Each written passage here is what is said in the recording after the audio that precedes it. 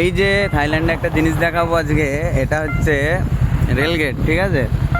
এই যে এখানে রেলগেট, এখানে এদের ল্যাঙ্গুয়েজে কিছু একটা লেখা আছে, স্টপ মপ কিছু হবে হয়তো, ঠিক আছে।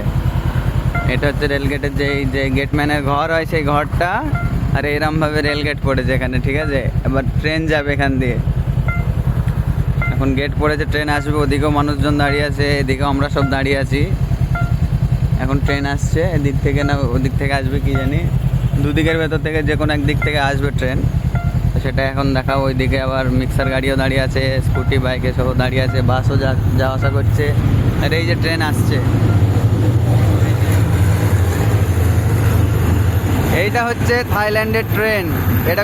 এটা কোনো গুডস ট্রেন হবে, এতে কোনো রকম কেমিক্যাল আছে কিংবা কোনো তেল আছে, ঠিক আছে।